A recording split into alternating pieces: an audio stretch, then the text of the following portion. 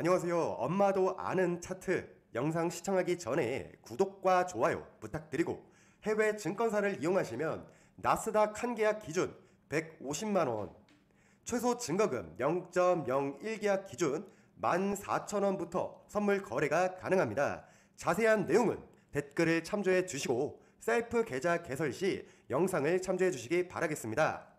안녕하세요. 차트를 쉽게 알려주는 엄마도 아는 차트. 오늘은 두 번째 강의죠.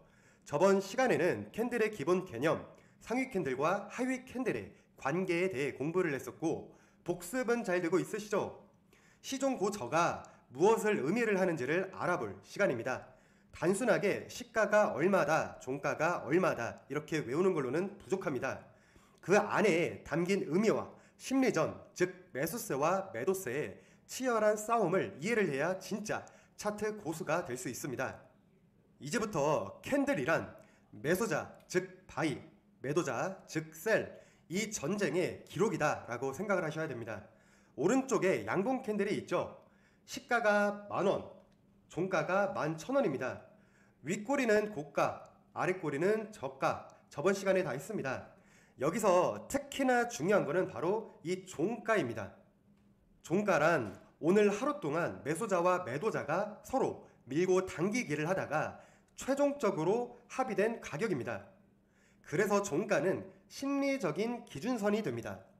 종가의 기능은 간단하게 지지선의 역할 그리고 저항선의 역할을 합니다.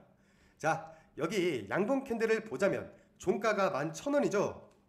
이 부근을 넘나들면서 저항선 역할을 한다는 겁니다. 지금 장대 양봉이 나왔죠. 그러면 일시적으로 다음날 매수 세력들이 이겼으니까 이렇게 상승을 할 확률이 높은데 매도세의 압력에 의해서 내려간다면 이렇게 종가 근처에서 지지를 받을 확률이 높다라는 겁니다. 이해되시죠? 종가는 간단하게 지지와 저항의 역할이다 라고 알고 계시면 됩니다. 자, 음봉은 뭐예요? 양봉과 반대로 생각을 해주시면 됩니다. 종가가 여기 만원이고 그럼 시가가 11,000원이죠. 고가는 위, 저가는 아래, 이 부분이죠. 종가는 매수자와 매도자의 합의된 가격인데 지금 주도권은 현재 매도자가 잡고 있기 때문에 다음날은 내려갈 확률이 높으나 일시적으로 매수세의 압력으로 인해 올라가잖아요. 그렇다면 여기 종가에서는 저항이 일어나는 겁니다. 지금 우리 키포인트가 뭐예요? 종가에 대한 지지와 저항을 알아보고 있는 것이고 만약에 종가와 고가가 같은 캔들이 보인다면 매수자와 매도자가 합의를 본 게 아니죠. 매수자가 일방적으로 두들겨 패버린 거예요. 이렇게 내려갔다가 쭉 밀어붙였다라는 거거든요. 윗꼬리가 지금 없죠. 그렇다면 다음날 더 올라갈 확률이 높다라고 볼 수가 있어요. 매수 세력들이 이긴 정도가 아주 강하기 때문이죠. 그렇다면 고가와 저가는 얼마나 치열한 싸움을 했을까요? 캔들에서 고가와 저가의 의미는 얼마나 치열하게 다툼이 있었느냐라고 기억을 하시면 되는데 먼저 양봉 캔들을 보자면 고가는 맨 위 최고점이죠. 매수자들이 최대로 끌어올린 최대 가격인 것이고 매도자들 입장에서는 어때요?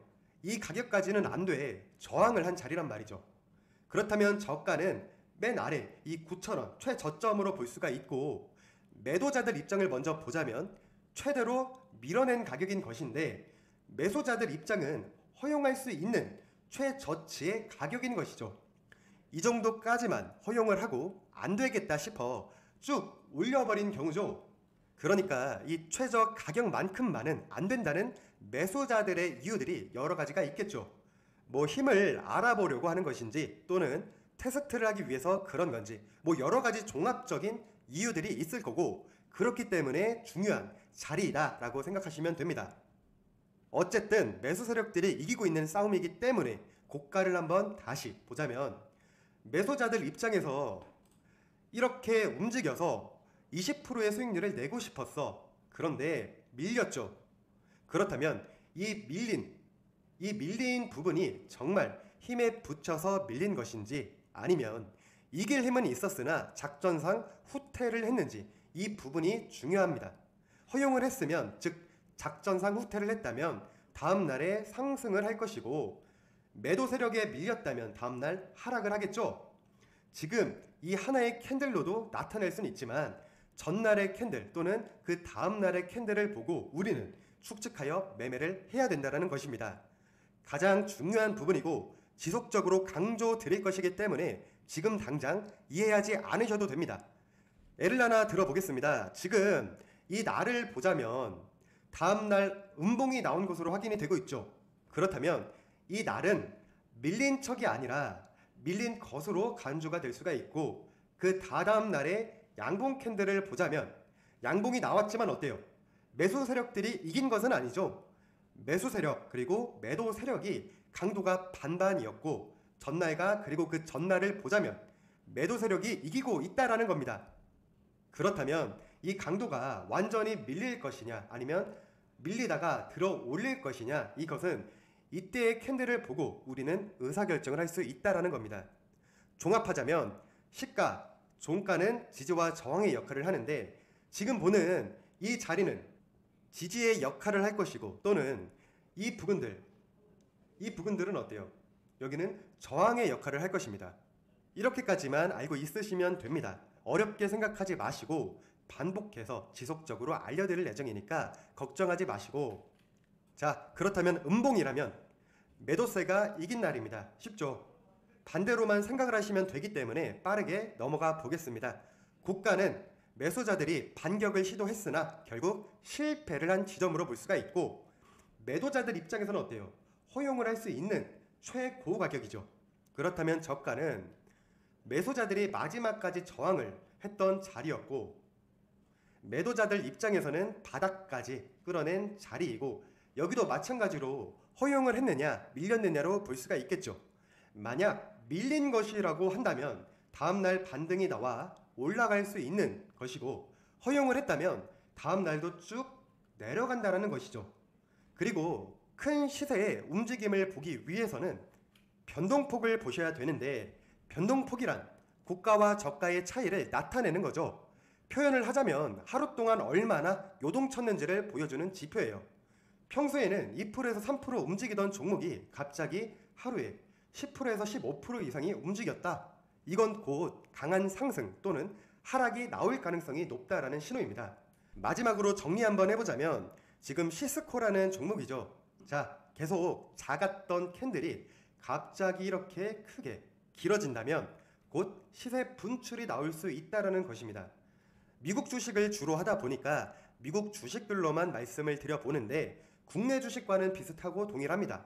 걱정하지 마시고 변동폭은 종목마다는 다릅니다.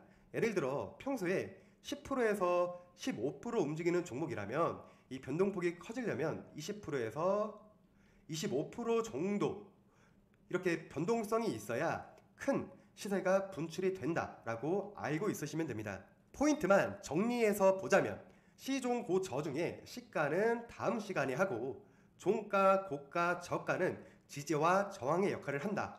그리고 밀리는 척 했느냐 아니면 정말 밀렸느냐, 이 부분을 우리가 단독으로 하나의 캔들로 보기보다는 전후 캔들과 추세를 고려를 해봐야 된다.